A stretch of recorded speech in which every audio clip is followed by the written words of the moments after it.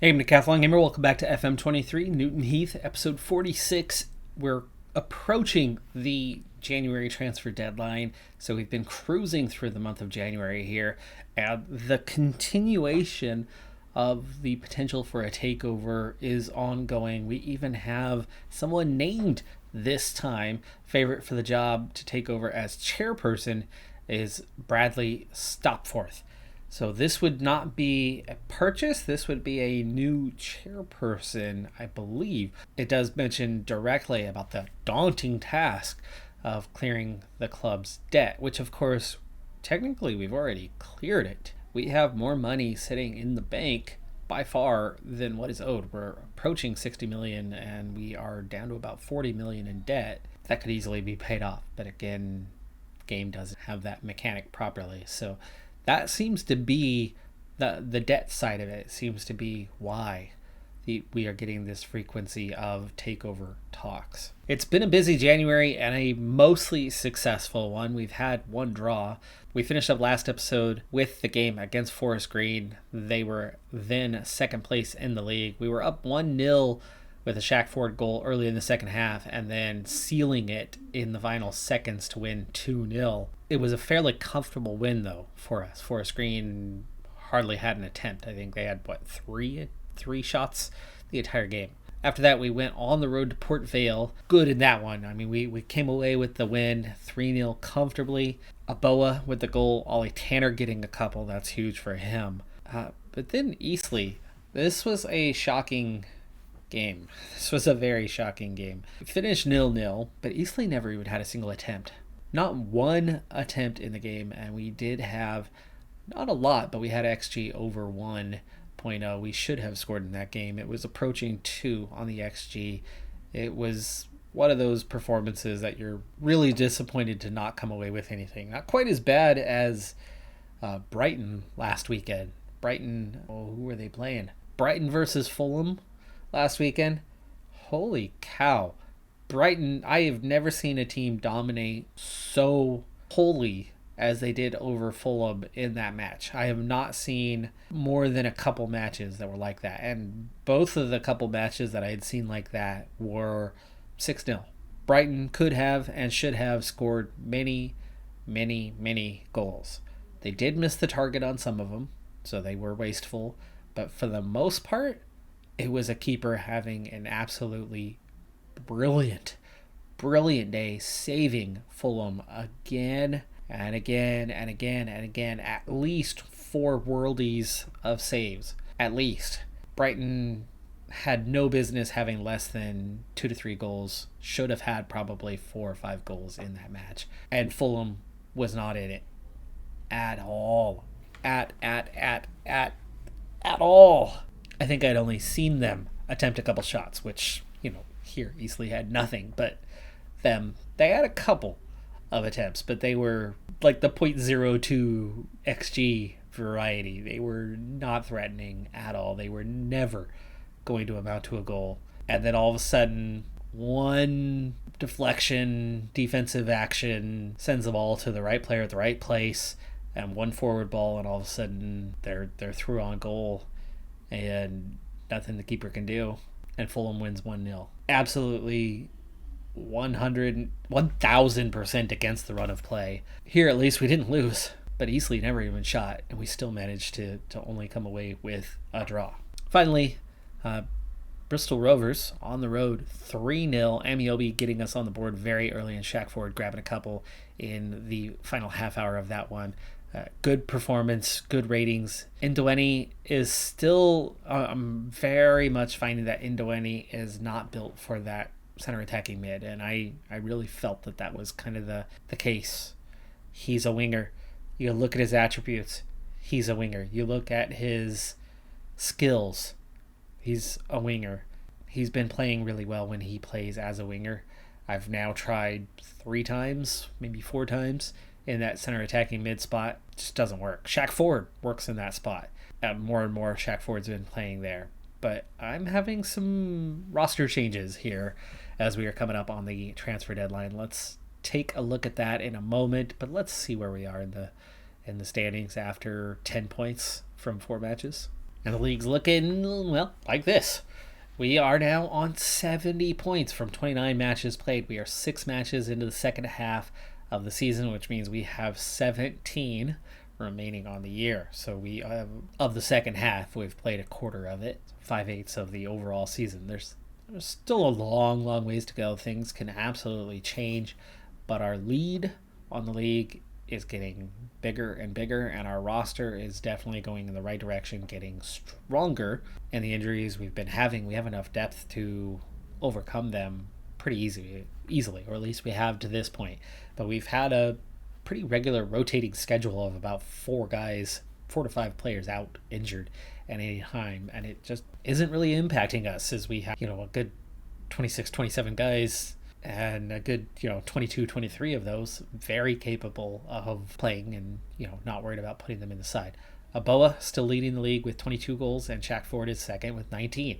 Ironside is third with 16, and Ironside is getting all the media attention. All the notes we get keep going back to how good Ironside is, and I haven't seen any mentions of Aboa or Ford at any point. Ford leading the league now with a 7.48 rating, and Muir at 7.4 has been excellent. What a signing. That was the first time we've ever spent money on a player. Amiobi still sitting on 9 assists. He has not done anything for a while. And Connor Mahoney, who is equal with him now, is actually one of my targets. I keep looking into Mahoney and seeing if he wants to sign with us, and it still hasn't materialized as of yet. He's not interested. One of these days, though, I'd like to get our hands on him and bring him in and add him to the squad. Or we're going to suddenly be in League One and he won't be good enough anymore. We'll move on to new targets. By then, he'll probably want to sign with us, right? But 19-point lead in the league is looking really good at this point. 22 wins from 29 played, 4 draws, 0-0 or 1-1 in all of those. And then in terms of the losses, just one ugly one, and that was the recent loss we had to Southend. And Southend, we dominated that game. They had less than 1 XG and scored 3 goals. We had more than 2 XG and scored nothing. So we've been pretty dominant across the board, and all 3 losses were on the road. The only negative thing that I can say about how this season is going right now is that one of those losses is to Bradford City. And while I erased most of the history of the existing club that I went into the editor and replaced with Newton Heath, you've seen that the badge is still there, even though I've got my badge in there, and it worked for a while at the start, and then things fell apart when I fixed all of everybody else's logos. It broke my logo, and I was like, you know what, I'll take a Bradford Park Avenue logo over having all other logos cease to function properly. But anyway, we currently have that Bradford Park Avenue logo still. Our jerseys don't show up right, but they're at least the jerseys that are played on the pitch. So those 2 flaws are a good trade-off. But anyway, the original Bradford Park Avenue, their main rival, Bradford Park, or Bradford City, that is still the main rival. I wiped out and I erased, and somehow that didn't get cleared out. So we, as a fan base, that's our rival, Bradford City. They hate them. We lost 3-4 on the road to Bradford City. They are coming up on the calendar in the near future, and that is a must-win in the eyes of our fans, as they, to this day, on 70 points, 19 points ahead, when we were supposed to finish 23rd this season. The board adore me. They couldn't care less about the rivalry. Fans, their rating of myself as manager is a C+.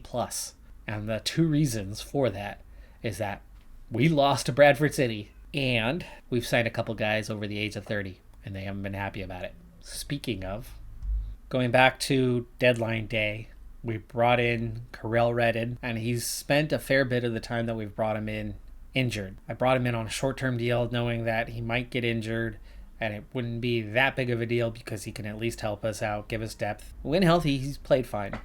And so it hasn't been a big deal. And we had the finances to spare to make that happen. Abuehi was expensive, was supposed to come in and be the best fullback we've seen at this club. He's been actually rather poor. I've played him on both sides, left and right, left and right, left and right, and he has never put in a good performance. He's never terrible, but he's mediocre every single time out. And then, the moment I signed somebody else, he decided that he's got issues. But it wasn't with the signing. He came to me first week of January and said, "Coach, I'm probably not going to get my work permit if I sign a new contract with you. Can you please let me go? Transfer me." So I was like, okay. It's costing more. I think he's the second highest salary we have at the club behind Amiobi, and those two are much higher than anybody else. And he's been subpar. And I had seen something a couple days before he came to me with that made me confident that, you know what, sounds good to me. So we transfer listed him.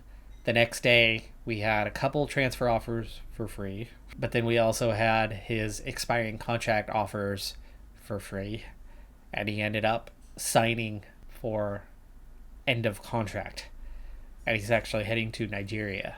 So Abuehi will be gone at the end of the season, and that's a good thing. It's a good thing for me. He's been a bust. Of course, we bought Ndweni, and he's been fairly good, other than in that one particular position. We brought in Ben Grist on loan from Leicester. He's not as bad as I thought he was, but he's very much only a backup. He's definitely not a starter. And now, here was why I wasn't too worried about Abuehi leaving, and that is because we have picked up Cyrus Christie. Cyrus Christie, primarily right back, slightly better than Abuehi, definitely better than Pike.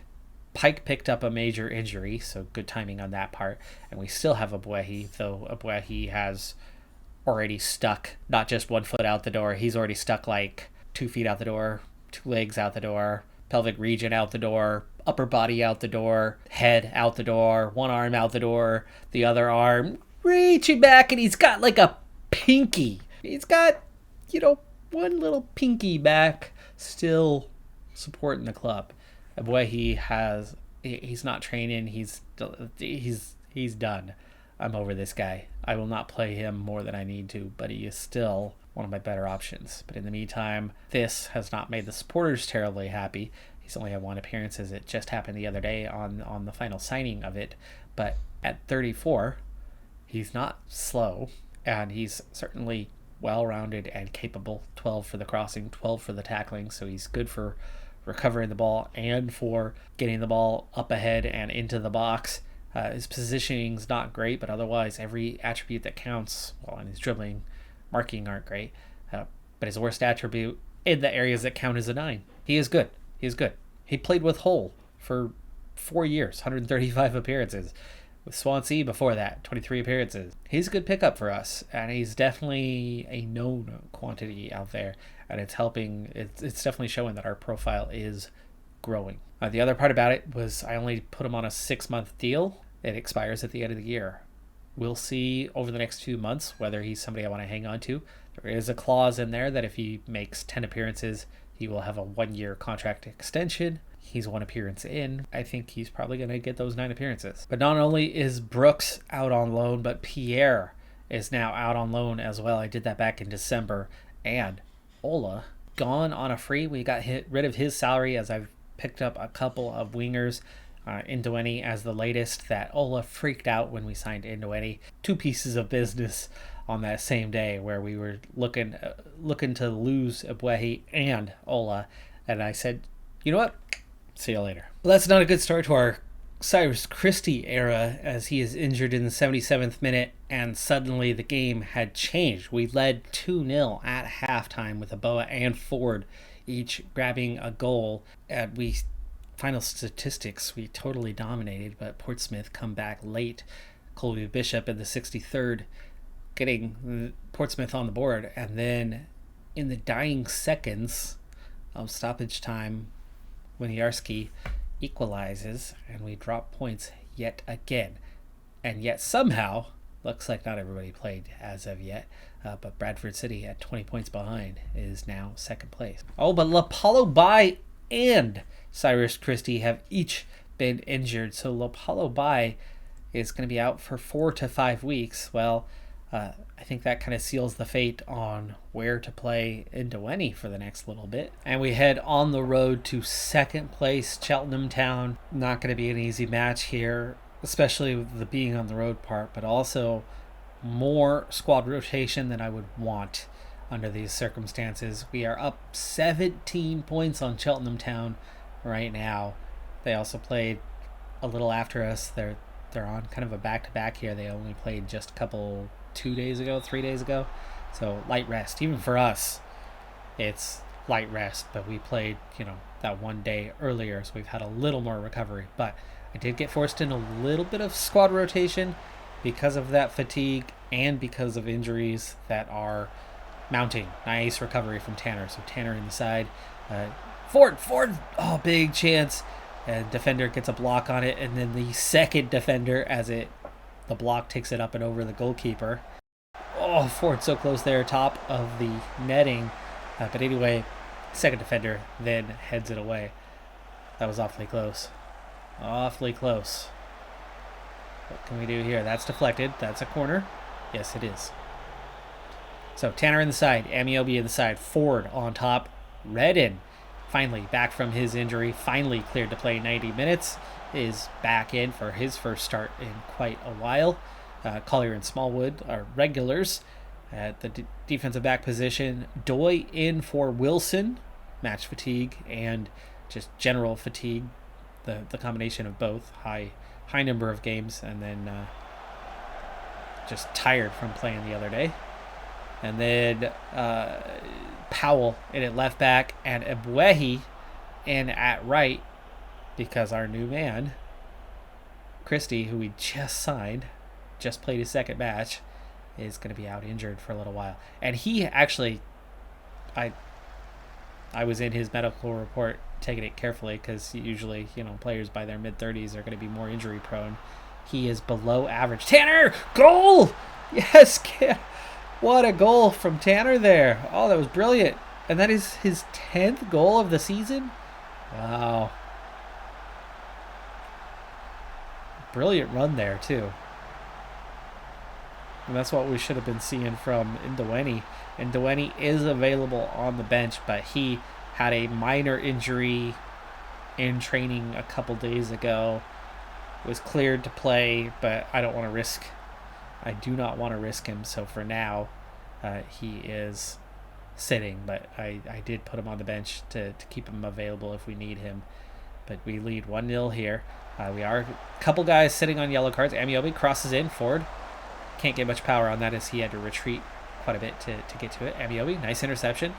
Hits Powell for the overlap, but Powell had a long ways to go to get up here. Nice job turning the corner and beating his man. Tanner picks up the interception, and apparently that was deflected, supposedly by the keeper, because I didn't see any defensive players. Ford trying to get onto the end of that header on the near post, but Norman comes up, clutches it, and Ebuehi now after the long kick.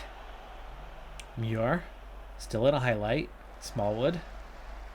Two of those guys on yellows. Nice ball over the top for Redden, and Redden's going to cross, but retreats back. Smallwood picks it up. Redden. Nice through ball there. Tanner taken down in the box, and that is a penalty. Penalty. Who is stepping up to take it? It is Amiobi.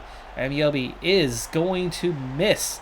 Wide left. That one catches a piece of the post, but just barely. It takes an awkward deflection, and it remains 1-0. Huge missed opportunity from Amiobi, and that one cleared off the line as we were set to be denied, apparently, twice in a row. Technically by the woodwork on the first, though that was very much wide, and the second one denied by the keeper. Nice ball inside. Amiobi take it out of the box, and he's going to go back and try again. Oof. If it were me, I would not have him take a second. But this time he does convert for his 7th goal of the season. 7 goals, 9 assists for Amiobi on the year. And this time he makes no mistake about it, and it's 2-0. First time definitely looked every bit a penalty. Second one didn't look so much. Smallwood in space, finds Ford. Ford, great, brilliant first touch. Keeper makes a really good stop. Tight angle. Ford could have placed that a bit better, though. And Norman is going to grab that one. Lundstrom finds Robertson. The through ball. Moore gets there, and they are back on the board before halftime. We've got 2 minutes till halftime, and that one snuck up out of nowhere. The guy was very much offside prior to the play, but our left back, Powell, drops just before the ball is kicked and puts him onside. He had been offside the entire time. He's offside right now. He gets onside for a second, then he's offside here. But you could see that Powell had just started retreating. Powell was the first to go. Moore was the second to go. And Smallwood's going to get sent off, and it's not even halftime. It's not even halftime, and Smallwood's getting sent off. So we go from 2-0 comfortable, and in 2 minutes, we're down to a goal lead, and we're down to 10 men. Tanner's going to be coming out. For him is Sarcevic or Grist. No, we'll get Grist on. Grist is supposed to be playing anyway. We're just going to have a hole on top. Let's go balanced from here, though. Make sure we got some guys behind the ball. Things went real sour real fast before halftime. Let's see if we can play a better second half, or, not just 44 minutes, but, actually play all the way through to the whistle. Ebuehi gives that one away. Moore on the counterattack. It's 3-on-6. They shouldn't have anything out of this, but they do. And then they hit it up quite a few rows deep, as I was well over 54 minutes played. They've only had 3 shot attempts. We have completely dominated outside of that very, very sudden change of events.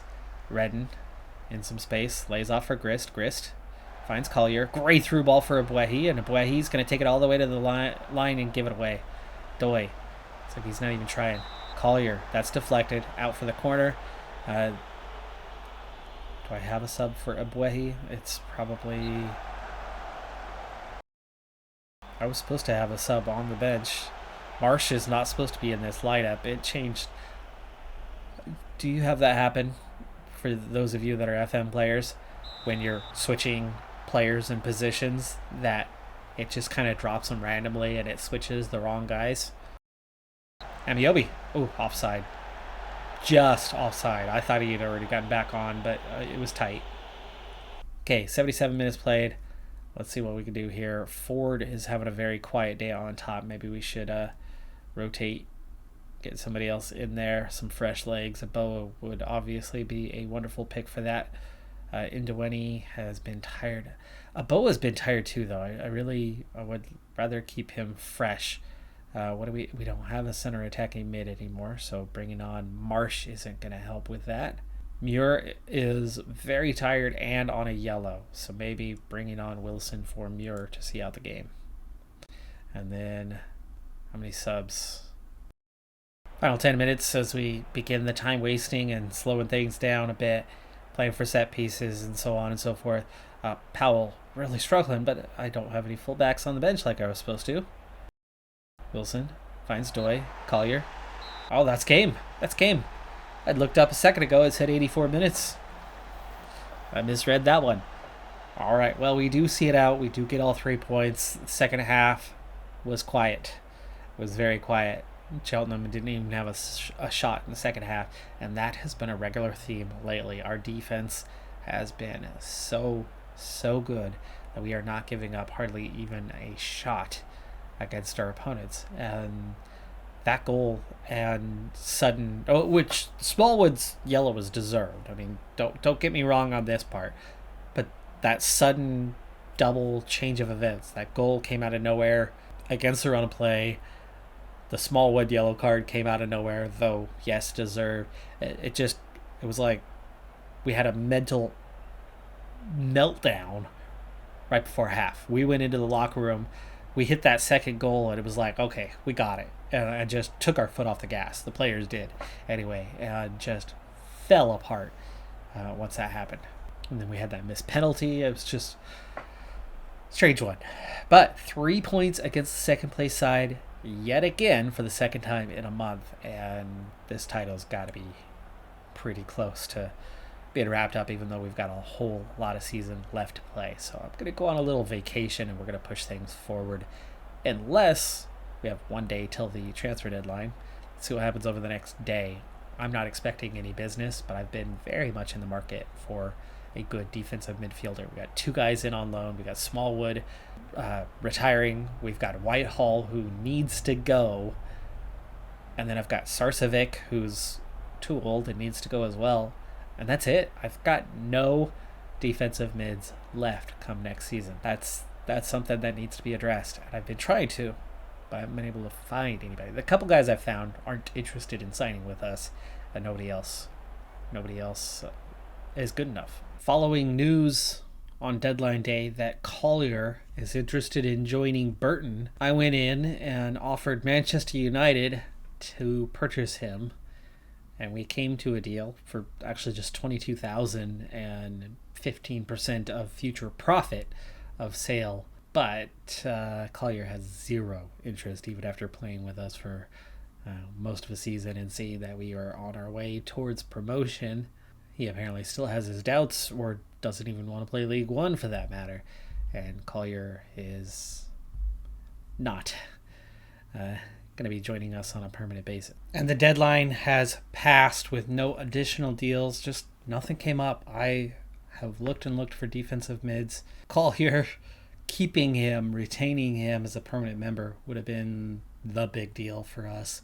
It would have been a huge one because it would have given us one solid defensive midfielder going into next season. Wasn't to be for now. Maybe as we go up to League One, he'll be willing to sign at that point. But I'm going to go ahead and wrap this episode up here in a moment. But I'm finally going to take a vacation. I've managed every single match every day. It takes a really long time to get through that. But I'm going to push forward 2 or 3 weeks with a quick vacation and see what the results are like for that little stretch. Following a 1-1 draw with Colchester, not our best performance, even though we controlled the match and definitely were leaning towards a second goal. It does keep our unbeaten run going, and we currently lead the league by 19 points. Unlike what I was planning of going forward a few weeks and seeing if we can get 3-4 matches out of the way. Next up for us is our home game rival match against Bradford City, who were 3rd, now 4th in the league, just a couple points off of 2nd place and automatic promotion spots, and we need to get revenge on them. Remember, they are the ones that beat us, and they are the ones and the sole reason why the fans haven't been particularly happy with me, even though the board are absolutely thrilled by what we've achieved this year. So that's a big match in terms of the eyes of the fans, and therefore we'll open up the next episode with that. But with 32 matches played, we're down to 14. And with the transfer deadline done, all we have left really is a youth intake and getting through those 14 matches. So we're going to be going at a much faster rate. Let's hope we can get a healthy team in the near future, as it's not healthy right now. See if we can get some revenge on Bradford City in that upcoming match. But that is going to do it for this episode. I'm Decathlon Gamer. Like, comment, subscribe, and I'll see you next time. Have a good one. Be safe out there. Bye for now.